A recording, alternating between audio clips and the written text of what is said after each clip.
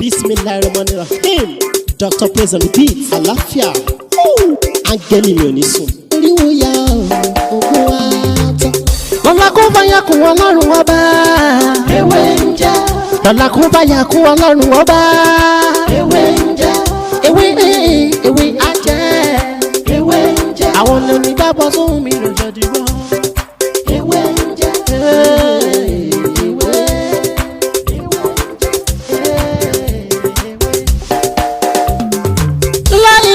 Ilala alawalu alakiru asọhiru abatinu Ọlọ́run ọba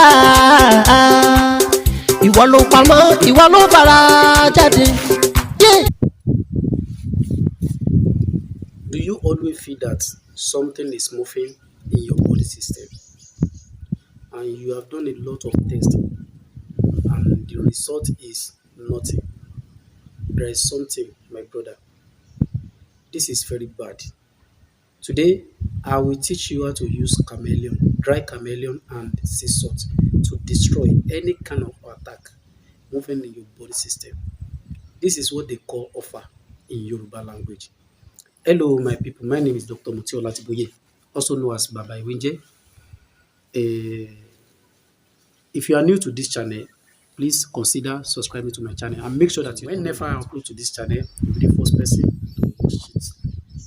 If you need more of my videos, you are free to go back to my previous video and you will see a lot of video. Today, I will like to teach you people how to use dry chameleon, ogagbibe, and sea salt in your sebe to destroy any kind of attack and to send back the attack to those who first send it to you by the grace of Almighty God. Yes. Bí a ṣe máa lo ọ̀gá gbígbẹ ó pọ̀ lóríṣiríṣi bẹ̀tẹ̀ tí mo fẹ́ mú wá fún wa ní òní ó ní bí a ṣe máa fi ń pa oró ọfà tó bá ti ń rìn káàkiri lára èèyàn bí a ṣe máa fi ń pa oró ọfà.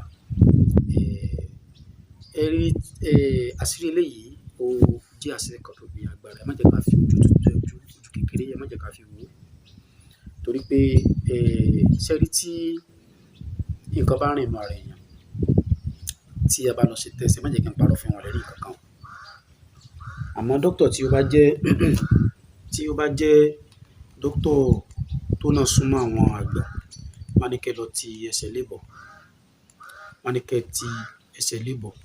Ṣẹ́rí tí nǹkan bá ń rìn nínú ara ó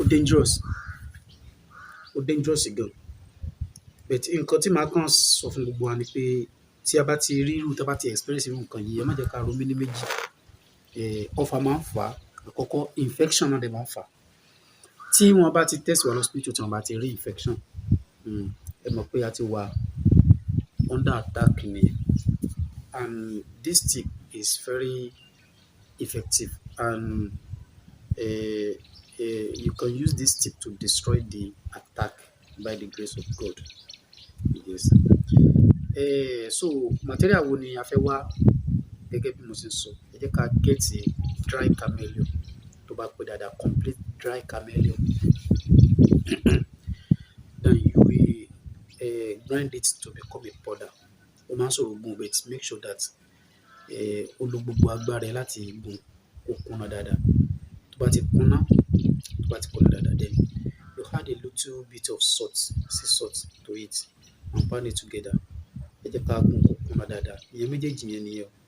Tó bá ti wá gún méjì yẹn tó kúnná dáadáa, ẹ jẹ́ ká bu bí síbí méjì nínú ẹ̀. Tó bá ti bu bí síbí méjì nínú ẹ̀, ẹ jẹ́ ká dà sínú ike kan, ká wá da àdín dúdú ká dà sí. Tó bá ti dà sí, ẹ jẹ́ ká shake ẹ̀ papọ̀, ẹ jẹ́ ká gbé pamọ́ sí ibi kan. Ṣé wá rí apá kejì tó kù yẹn, ẹ jẹ́ ká wá tún gún kó kúnná dáadáa. Ẹ jẹ́ ká fi ọṣẹ ká fi pò. Tá bá ti fi pò, ẹ jẹ́ ká kó sínú ike kan. Ṣé wá rí èyí tí a dà àdín sí yẹn, ẹ jẹ́ ká shake ẹ̀ ká máa mú ní síbí ẹyọ kan ní alẹ́, yálà alẹ́. Ẹ má jẹ́ ká jẹ́ kí iyọ̀ yẹn kó pọ̀ jù. Ó lè jẹ́ pé ọ̀gá gbígbẹ yẹn bó ṣe jẹ́ yẹn, ẹ jẹ́ ká bu iyọ̀ half teaspoon, ẹ jẹ́ ká bu sí, ká gún pọ̀. So lẹ́yìn ìgbà yẹn ká wá fi ìdákejì yẹn ká fi po ọṣẹ. Tí a ti fi po ọṣẹ, ẹ ẹ jẹ́ ká máa wo ẹsẹ̀ yẹn ní alaalẹ́ tá a bá ti fẹ́ sùn, ká máa mú iye síbí kan tàbí síbí méjì ká máa mú lé lórí pẹ̀lú àṣẹ Ọlọ́run. A máa yẹ àwọn ìgbẹ́ kan tá a bá ní microscope, ẹ jẹ́ ká fi wò ìgbẹ́, ká fi wò a máa rí nǹkan tí ó lè máa rìn káàkiri nínú ìgbẹ́ yẹn. Lóòótọ́ àwọn nǹkan yẹn spiritually ni, àmọ́ ẹ jẹ́ kí ẹ má jẹ́ kí n parọ́ fún yín. Most of àwọn kámẹ́rà tí àwọn èèyàn tí àwọn òyìnbó ṣe ń sìn microscope gan ó máa gbé. Èmi kàn fi yẹn sọ ni, èmi ò check bẹ́ẹ̀ rí o. Mo kàn sọ ni pé tẹ bá fi microscope wò ẹ rí gbogbo nǹkan tí ó mọ tó rìn nínú ara yín tẹ́ ìyá mọ́ gbẹ́. Àbí nígbà tí àwọn kíni CCTV camera tó ti ń capture spirit, so ọgbọ́n tó lọ́n fún àwọn ìbò ni. Ẹ jẹ́ ká ló bẹ́ẹ̀ àbá alára mu láṣẹ Ọlọ́run. Ọ̀rọ̀ mi ò ní jù báyìí lọ. Èmi náà ló máa ń yá àbúrò yín olólùfẹ́ yín Dr. Mutiu Ọlátìbóyè tí ayé mọ̀ sí Wẹ́ńjẹ́. Tó bá dìgbà mi àtọ̀mọ̀ mọ́rọ̀ mi tó tún yàtọ̀ sí ilé wa, ẹ má gbàgbé láti subscribe sórí ètò kí lè kó fún wa ní ọ̀pọ̀lọpọ̀ àǹfààní lórí àwọn kọ́mẹ́ntì àti ṣàtìyí tí àti ìdábọ̀. Ẹgbẹ́ ewé ń jẹ iwájú ṣáni tí tàwa Ọlọ́run ló dé wa láyé yìí, ṣe bóun lóhun tó ṣolókùrò wa lẹ́ṣà, ẹgbẹ́ wa ò ní tú o. Alright, èèyàn mi ẹ jẹ́ ká lọ sọ́dọ̀ Dr. Mutiu Taiwo Ọlátìbóyè yìí, president.